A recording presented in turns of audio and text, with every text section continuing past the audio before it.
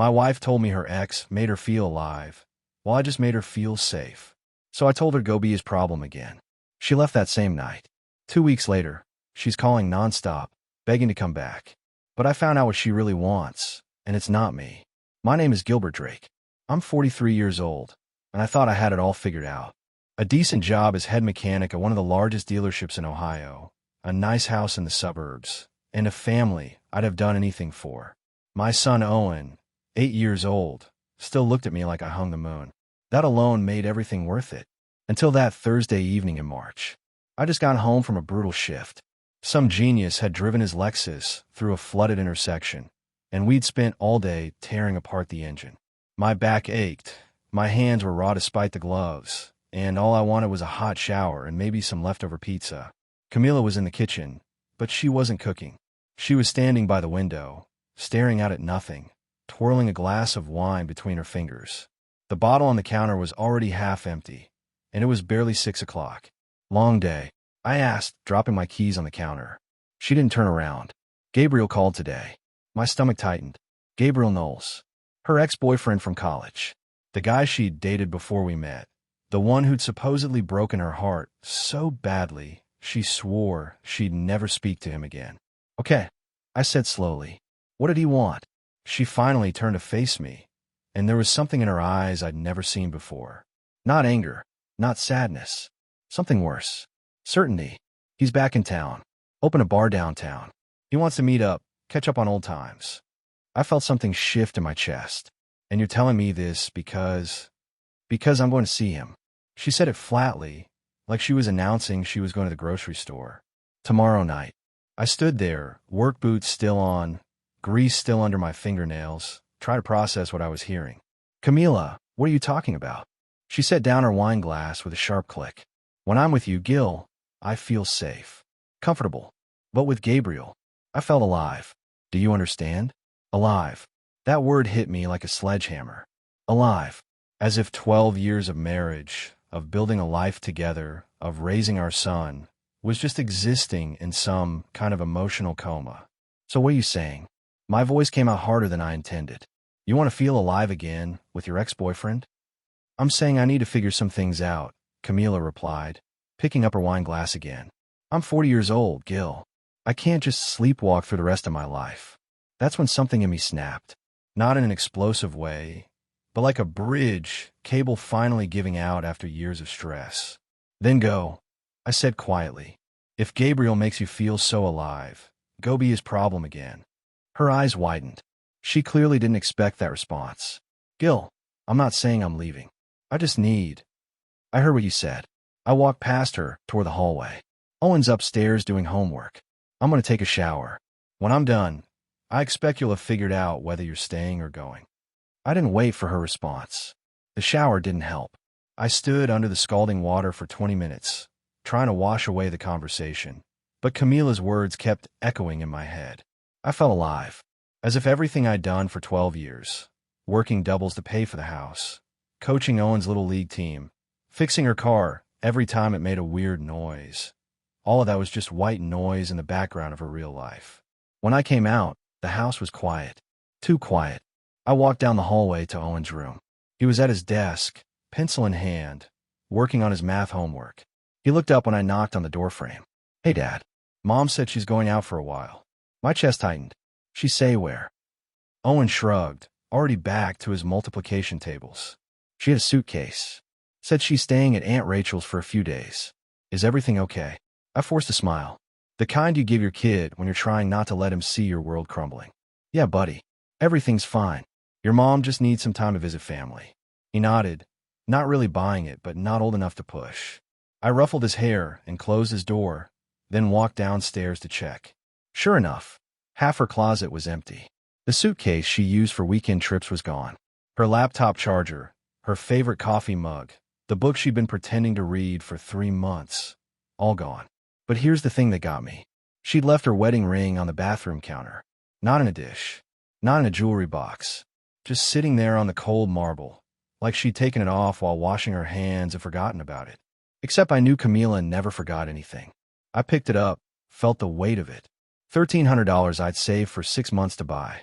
We'd gotten married at a small chapel outside Cincinnati. Nothing fancy, just family and close friends. She'd cried when I slid this ring on her finger. Told me it was the happiest day of her life. I wondered if she remembered that now. My phone buzzed. A text from Rachel, Camila's sister. Just FYI, Camila's not here. Don't know where she is, but she didn't call me. You guys okay? So she'd lied to Owen. And she'd lied to me about where she was going. I opened to Find My Phone app, something we'd set up years ago after Camila lost her phone at a concert. Her location was turned on. I watched the little blue dot sitting stationary on the screen. The rusty anchor. Gabriel's bar. Downtown, near the river. She hadn't even waited a day. She packed a bag, lied to our son, and driven straight to him. I sat on the edge of the bed, staring at that blue dot, feeling something inside me go cold. The phone buzzed again. This time it was her. We need to talk. This isn't what you think. Please don't shut me out. I turned the phone face down and didn't reply. That night, I made Owen dinner, spaghetti, his favorite, and we watched a basketball game together. He didn't ask about his mom again, but I could see the questions forming behind his eyes.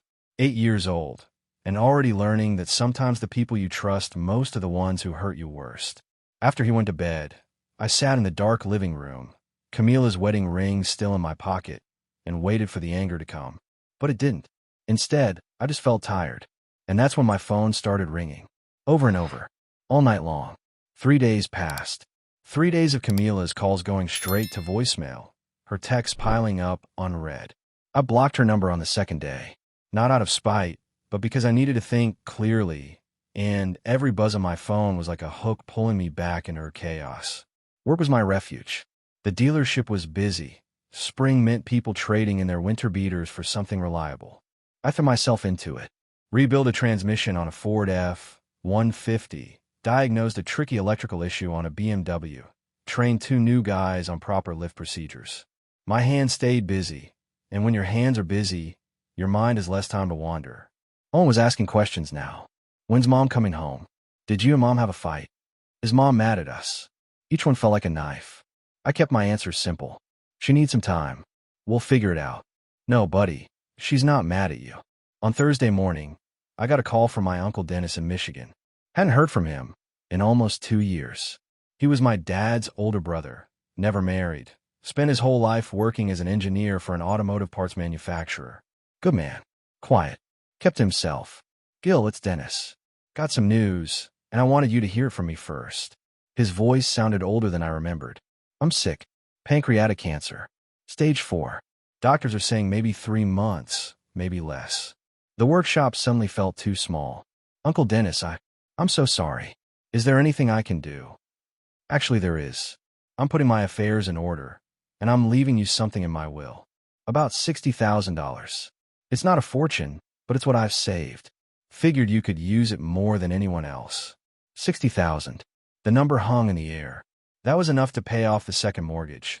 Maybe put some away for Owen's college fund. I don't know what to say. Thank you doesn't seem like enough. Don't thank me yet. Just promise me you'll use it smart. Take care of that boy of yours. And Gil, don't let people take advantage of your good nature. You've got too much of your father in you. Always putting others first. Sometimes you gotta put yourself first. We talked for another 20 minutes about his treatment options, about memories of my dad, about life. When I hung up, I sat in my office for a long time, staring at nothing. That afternoon, an envelope arrived at the dealership, hand-delivered by a courier. No return address. Inside was a single photograph, and when I pulled it out, my stomach dropped.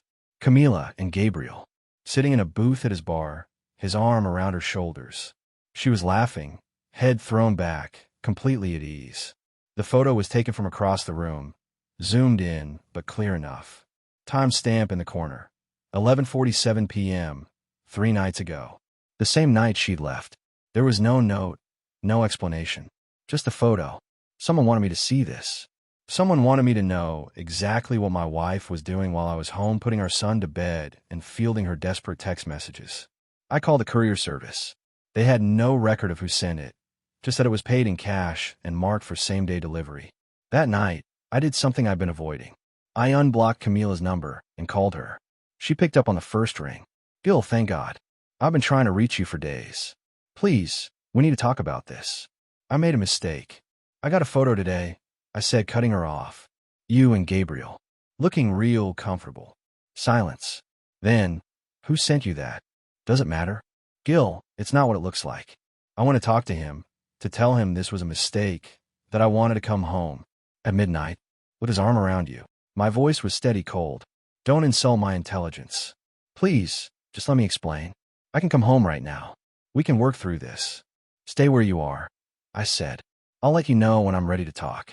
On my terms. I hung up before she could respond. Friday morning, I took Owen to school early and drove straight to a law office downtown. Attorney named Richard Paulson came highly recommended by one of the guys at work who'd been through a divorce. Paulson was in his 50s, gray hair, sharp suit, and the kind of handshake that told you he'd seen every variation of human mess and nothing surprised him anymore. Tell me everything, he said, pulling out a legal pad. I laid it out. The conversation about Gabriel, her leaving that same night, the lies about where she was staying, the photo, the wedding ring left behind like trash. When I finished, Paulson leaned back in his chair. Here's the reality, Gilbert.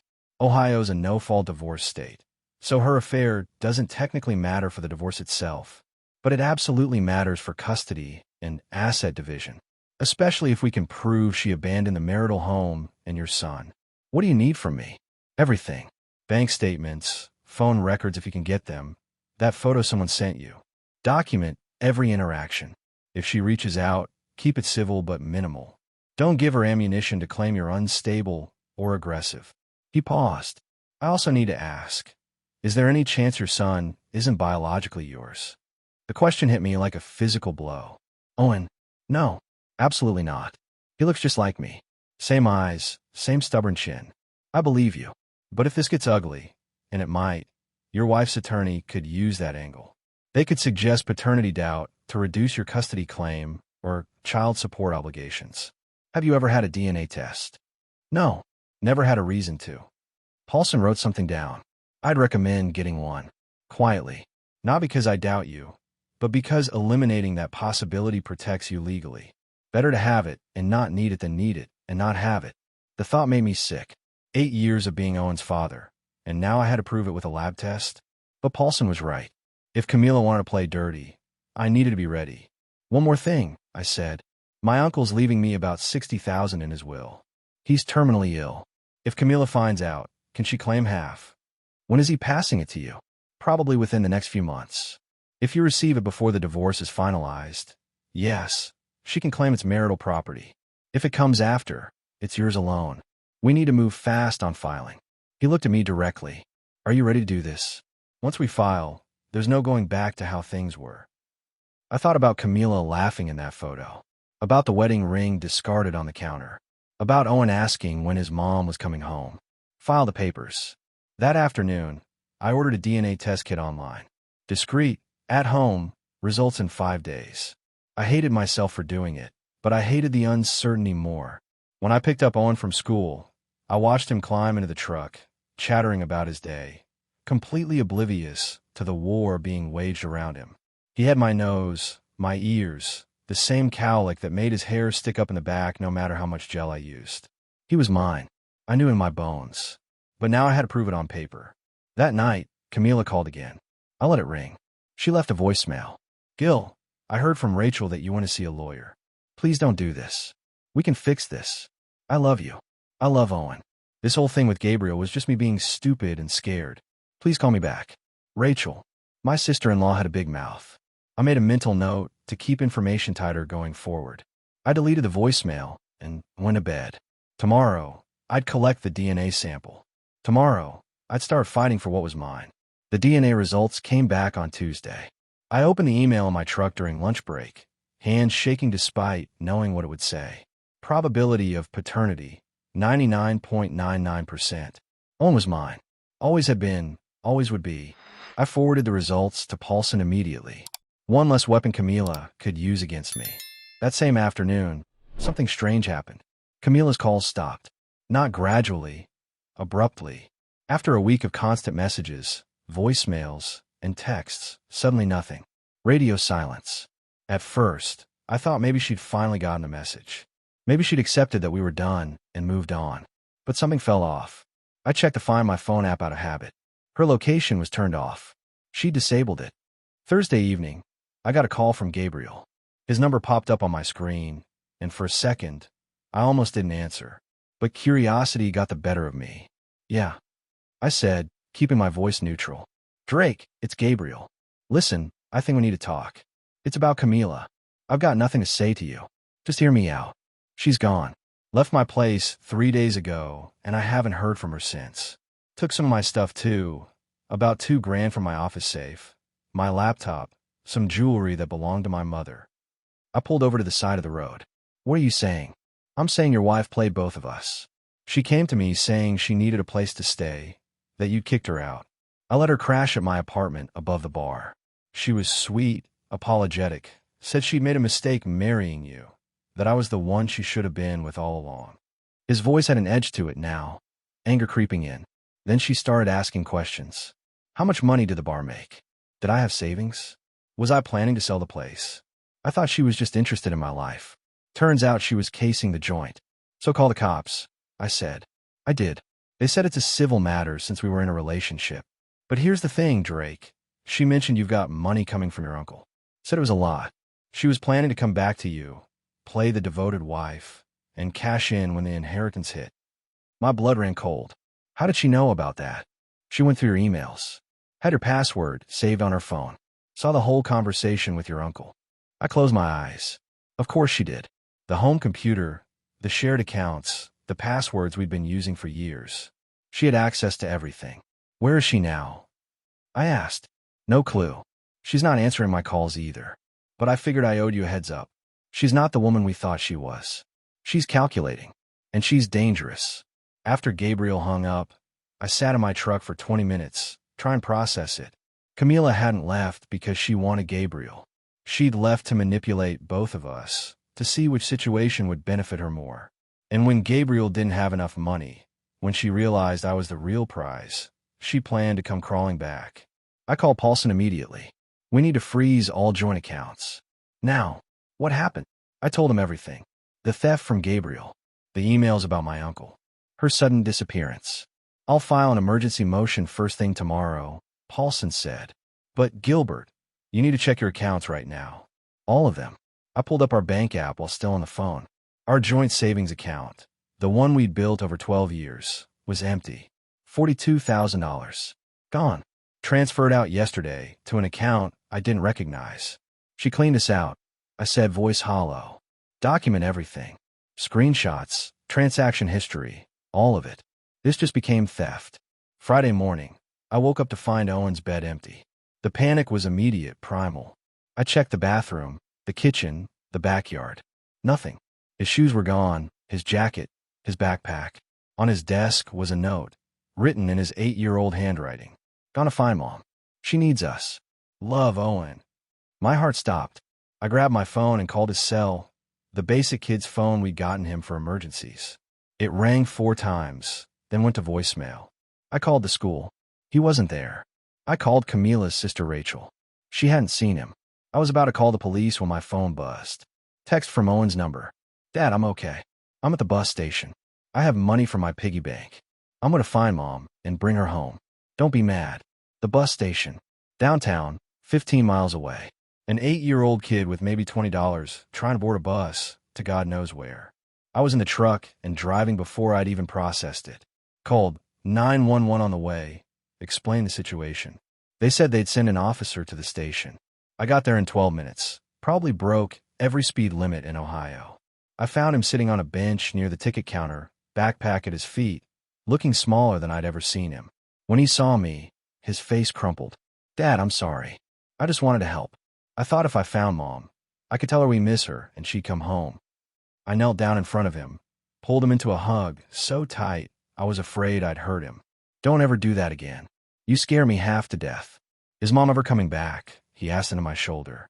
And that's when I realized I couldn't keep lying to him. He was 8, but he wasn't stupid. He deserved some version of the truth. I don't know, buddy. But what I do know is that you and me, we're solid. No matter what happens with your mom, you've got me. Always.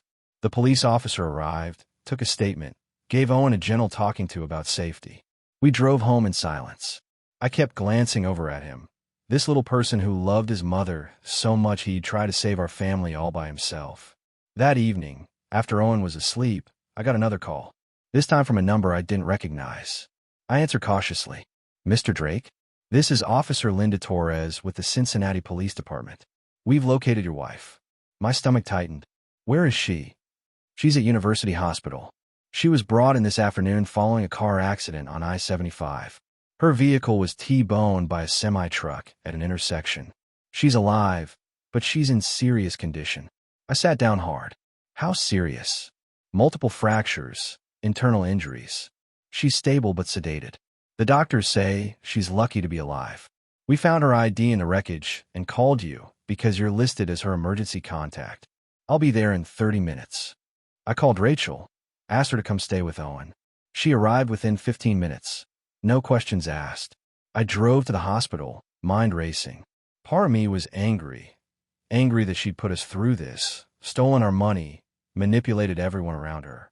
But another part, the part that remembered 12 years of marriage, felt something I didn't want to feel. Concern. When I got to her room, the sight stopped me cold. Camila was barely recognizable. Face swollen, bandages everywhere, machines beeping, tubes running from her arms. Her right leg was in a cast, elevated. Her left arm, immobilized. A doctor approached me in the hallway. Mr. Drake? I'm Dr. Patel. Your wife's injuries are extensive. We had to perform emergency surgery to stop internal bleeding. She's stable now, but the next 48 hours are critical. Will she recover? She'll live, but she's going to need months of physical therapy. The leg fracture was severe. She may have permanent mobility issues, and there's some concern about nerve damage in her left hand. I looked through the window at her broken body and felt nothing but emptiness. This was supposed to be the woman I'd spend my life with. Now she was a stranger wrapped in bandages. I'll be in touch, I told the doctor, and walked out of the hospital into the cold night air. Camila spent 3 weeks in the hospital. During that time, I visited twice, once to sign papers the hospital needed, and once because Owen begged me to take him to see his mother. That second visit broke my heart more than anything else in this whole mess. Owen walked into that hospital room with flowers he'd picked from our backyard, clutched in his small hands. When he saw his mother, face still bruised, legs suspended in traction, he started crying. Not loud, dramatic sobs, but quiet tears that just ran down his face. Mom, I'm sorry, he whispered. I tried to find you. I wanted to bring you home. Camila, to her credit, cried too. Baby, this isn't your fault. None of this is your fault. I stood in the doorway, watching this scene, feeling absolutely nothing. The woman in that bed was a stranger. The mother of my child, yes, but not my wife. Not anymore. The hospital released her into the care of her sister Rachel, who lived 2 towns over. I made it clear to the discharge nurse.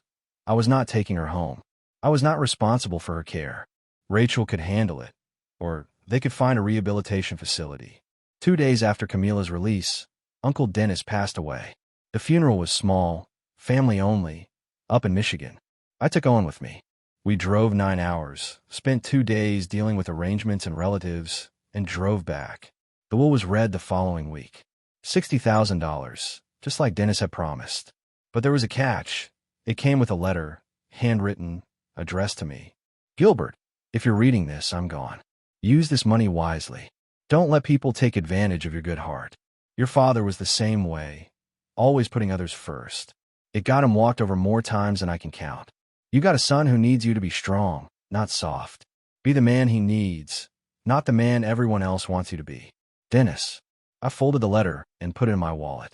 The following Saturday was Owen's Little League game. I've been coaching his team for 2 years. It was one of the few things that felt normal in the chaos of the divorce. The game was at the community park, bleachers packed with parents.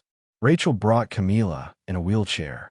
I saw them arrive from the dugout and felt my jaw tighten. She had no right to be here, but I wasn't going to make a scene in front of Owen. The game went well. We won 8-3, and Owen hit a double in the 4th inning. After the game, as I was packing up equipment, Camila wheeled herself over to me. Rachel stayed by the bleachers, giving us space. Gil, can we talk? Please. I looked at her. The bruises had faded to yellow and green. Her leg was still in a cast, her left hand in a brace. She looked fragile, broken. And maybe that would have worked on me a month ago. Talk about what, Camila? About us. About fixing this. I made mistakes, terrible mistakes, but we can work through this. For Owen's sake. Several parents had stopped packing up their own gear, pretending not to listen, but clearly tuned in. I could feel their attention. You emptied our savings account, I said, loud enough that people nearby could hear. $42,000. Gone. You stole from Gabriel. You lied to our son about where you were going. You spent weeks planning to take my uncle's inheritance and leave. So no, Camila, we're not working through anything. Her face went pale. Gil, please, not here. You brought yourself here. You wheeled yourself over to me at our son's baseball game thinking what? That I'd feel sorry for you? That seeing you in a wheelchair would make me forget everything you did? I picked up the equipment bag. My lawyer will be in touch about custody arrangements. Until then, if you want to see Owen, it goes through Rachel. You don't call me. You don't show up at my house. We're done. I walked away. Behind me, I heard Camila crying. I heard Rachel's voice trying to comfort her. I heard the whispers of other parents. And I felt nothing but relief. 3 days after the baseball game incident, Gabriel called me again. This time, his voice was different. Scared. Drake, you need to hear this. I think Camila's planning something. I was at the dealership, elbow deep in an engine rebuild, but something in his tone made me step outside. What are you talking about? She called me yesterday from Rachel's house. Started crying, saying how sorry she was, how the accident made her realize what really mattered. She wanted to meet up, said she had something important to tell me. And you believed her? Oh no. I recorded the call. Gil, she basically admitted she's going after your inheritance. Said if she can reconcile with you before your uncle's estate settles, she can claim half of it in the divorce. She wants me to help her, wants me to pretend we had a falling out so she can come back to you looking like the repentant wife. Send me the recording. Already did. Check your email. I pulled on my phone. There it was. A 14-minute audio file. I listened to the whole thing right there in the dealership parking lot, and with every word, my resolve hardened. Camila's voice, clear as day. If I can convince Gil to take me back before that money hits his account, I'm entitled to half. My lawyer said so. The injury actually helps. He feels guilty. I can work that angle. Once the money's secure, I can leave again. Take my half. Start over somewhere new. Gabriel's voice. What about Owen? Camila, I'll get partial custody. Enough to keep Gil from getting suspicious. But honestly, Gil's better with him anyway. I'm not cut out for the full-time mom thing. I forwarded the recording to Paulson immediately with a simple message. You need to hear this. He called me back within an hour. This changes everything. This is proof of fraud, manipulation, and intent to deceive the court. We can use this to protect your inheritance and secure full custody. What do? We set a trap. I need you to meet with Camila. Tell her you're willing to talk about reconciliation. We're a wire. Get her to admit her plan on record, in person. Then we present everything to the judge. The idea made my skin itch, but I understood the strategy. Set up. 2 days later, I texted Camila. We need to talk. Face to face. Not about reconciliation, but about Owen. He's struggling. Her response was immediate. Yes. Please. When? Tomorrow. The coffee shop on 5th Street. Noon. That morning, Paulson fitted me with a small recording device, about the size of a shirt button, clipped inside my jacket. Just have a normal conversation. Let her talk. Don't lead her. Don't accuse. Just listen and respond naturally. I walked into the coffee shop at 11:55. Camila was already there, wheelchair parked beside a corner table. She put on makeup, done her hair. She looked almost like her old self, except for the cast and the pain that flashed across her face when she shifted position. Gil, thank you for coming. She reached out like she wanted to touch my hand. I didn't take it. This is about Owen, Camila, not us. I know, but maybe we can talk about us too. I've had a lot of time to think. About what I threw away. About how good we were together. I sat down, kept my face neutral. Were we good together? Because from where I'm sitting, you spent 3 months planning to leave me for your ex-boyfriend.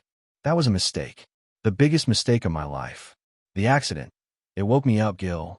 I realized what matters. You, Owen, our family. I want to come home. Your timing's interesting. My uncle's estate settles next month. She hesitated, just a fraction of a second. This has nothing to do with money, doesn't it? Because if we reconcile before the inheritance comes through, you'd be entitled to half in the divorce. Seems like convenient timing. Her expression shifted. Caught. Gil, that's not. Save it. I stood up. I know about your call with Gabriel. I know about your plan. I know everything. I walked out, leaving her sitting there, face white with shock. The recording was perfect. The divorce hearing was scheduled for a Thursday morning in early September. I walked into that courtroom with Paulson beside me, carrying a folder thick with evidence. Bank statements showing the $42,000 theft, the recording of Camila's conversation with Gabriel, the DNA test proving Owen was mine, hospital records from her accident, and witness statement from the baseball game confrontation. Camila sat on the other side with her attorney, a sharp-dressed woman named Patricia Hoffman, who had a reputation for getting favorable settlements. Camila was still using a cane, though she could walk short distances now. She wore a conservative dress, minimal makeup, looked every bit the injured, repentant wife. Judge Morrison, a stern woman in her 60s with zero patience for nonsense, reviewed the initial filings, then looked up over her reading glasses. This is a dissolution of marriage with contested custody and asset division. Mrs. Hoffman, your client is seeking 50% of marital assets, including a pending inheritance, plus primary custody of the minor child. Mr. Paulson, your client contests both claims. Let's hear opening statements. Hoffman stood. Your Honor, my client made mistakes. She acknowledges that. But those mistakes don't negate 12 years of marriage or her rights as a mother. The accident was a wake-up call. She's committed to rehabilitation, both physical and personal. She deserves a fair division of assets and meaningful time with her son. Paulson stood next. Your Honor, Mrs. Drake didn't just make mistakes. She engaged in systematic fraud, theft, and manipulation. We have evidence that she stole $42,000 from joint accounts, planned to defraud my client of his inheritance, and has shown complete disregard for her son's well-being. This isn't about mistakes. This is about a pattern of calculated deception. The judge nodded. Present your evidence. For the next 2 hours, Paulson laid it out.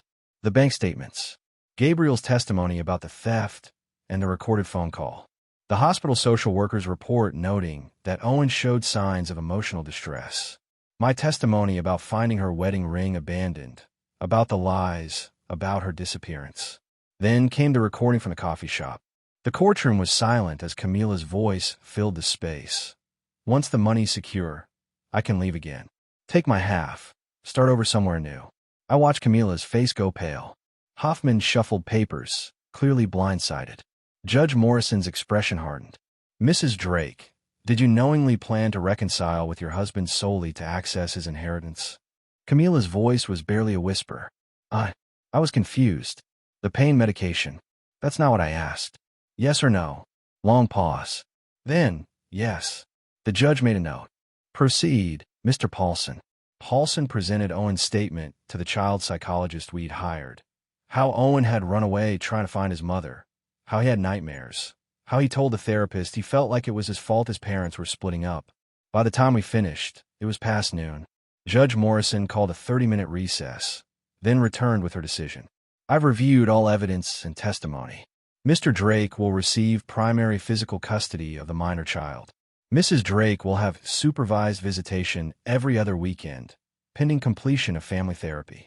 As for assets, the inheritance from Mr. Drake's uncle is classified as separate property received after the date of separation and is not subject to division.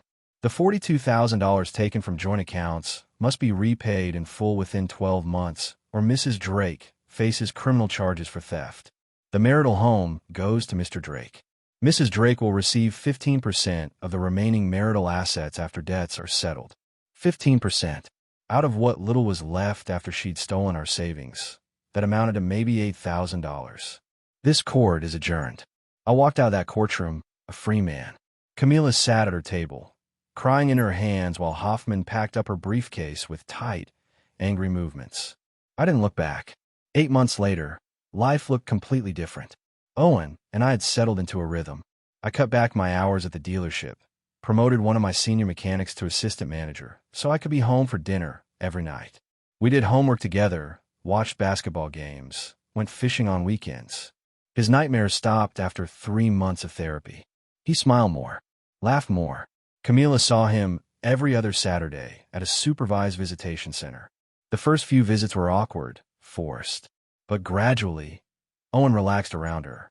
They'd never have the relationship they once did, but at least he had a mother in his life, even if it was limited. She never repaid the $42,000. Couldn't. She was working part-time as a receptionist, still doing physical therapy twice a week, living in a small apartment her sister helped her afford. Paulson said we could pursue criminal charges, but I decided against it. I had Owen. I had my freedom. That was enough. Uncle Dennis's inheritance came through in October. $60,000, just like he promised. I put $40,000 into a college fund for Owen, used $10,000 to pay off the second mortgage, and kept the rest for emergencies. Gabriel closed his bar 6 months after the divorce finalized. Turned out the place was hemorrhaging money, and without Camila's stolen cash to prop it up, he couldn't keep the doors open. I heard through mutual acquaintances he moved to Florida. Good riddance. One Saturday in April, Owen and I were at the park where his Little League team practiced. He was playing catch with some teammates while I sat on the bleachers, watching. A woman approached, mid-30s, athletic build, kind smile. Her son was on Owen's team. You're Owen's dad, right? I'm Sarah. My son Tyler talks about Owen all the time. Says he's the best hitter on the team. Owen works hard at it. Tyler's got a good arm. I've seen him pitch. We talked for a few minutes. Easy, comfortable conversation about kids and baseball, and nothing consequential. When she left, Owen ran over. Dad, was that Tyler's mom? Yeah, buddy. She's nice. Tyler said his parents are divorced too. I looked at my son. 9 years old now. Taller than he'd been a year ago. Stronger. How do you feel about that? The divorce. He thought about it. I'm sad sometimes. I miss when Mom lived with us. But, he paused. You're happier now, Dad. You don't look worried all the time anymore. And that makes me feel better. Kids see more than we think they do. I am happier, I admitted. And you know what? We're going to be okay. Better than okay. He grinned. Can we get pizza for dinner? Absolutely. That evening, after Owen went to bed, I sat on the back porch with a beer, looking at the stars. I thought about the man I'd been a year ago, desperate to hold together a marriage that was already dead, walking on eggshells, making myself small to accommodate someone else's chaos. I wasn't that man anymore. I'd been tested by betrayal, by theft, by manipulation, and I'd come through it not broken, but stronger. I'd protected my son. I'd stood up for myself. I'd refused to be a doormat. Uncle Dennis's letter was still in my wallet. I pulled it out, read it again under the porch light. Be the man he needs, not the man everyone else wants you to be. I'd done that, and I'd keep doing it. The future stretched out ahead. Uncertain, yes, but mine. Owen's a mine, and that was more than enough.